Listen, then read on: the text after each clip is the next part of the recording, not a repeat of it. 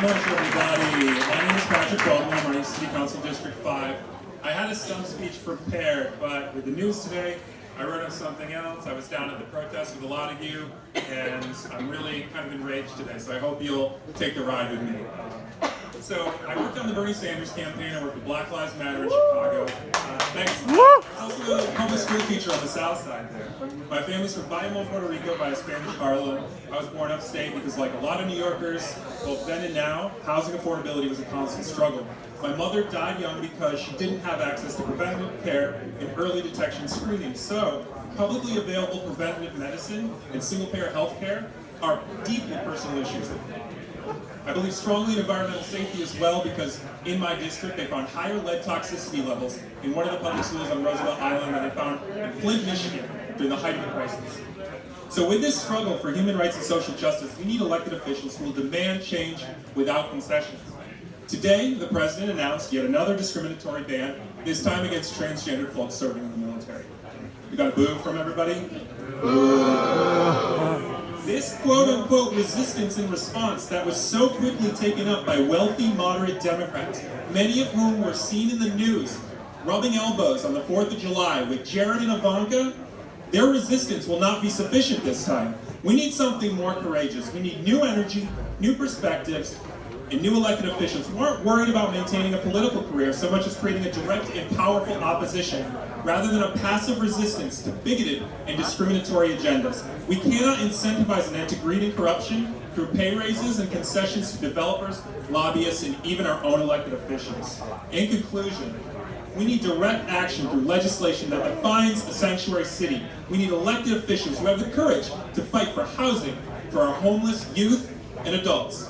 We need elected officials who will fight the difficult infrastructure battles to fix the transit system, to create permanent affordability solutions, to create Medicare for all, and to get the lead the hell out of the schools. If we have the courage, and I think the people in this room do, Stonewall, I sincerely believe that we can fight for human rights and social justice without concessions. I'll take any questions.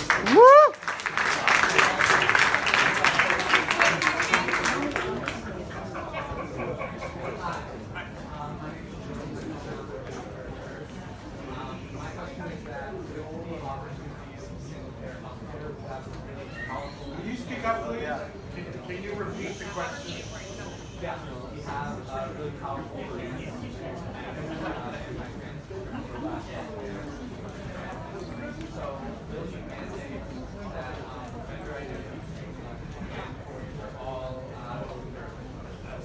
So the question was whether or not the candidate would mandate that transgender sensitivity training is that would be required for all health services.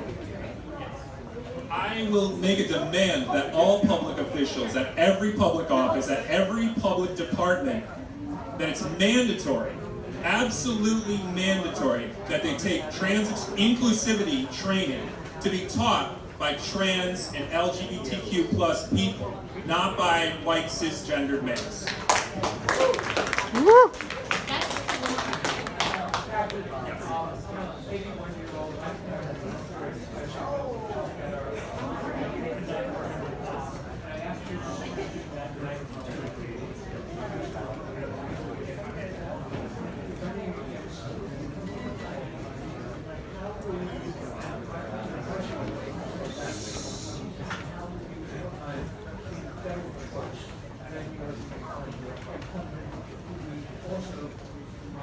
Right.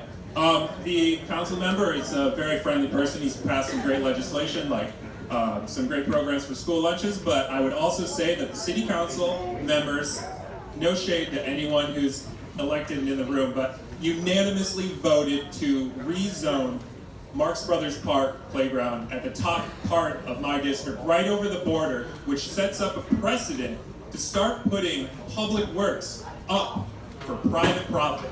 And to me, that's the beginning of the end. I'm a democratic socialist and I'm proud of it. And thank you.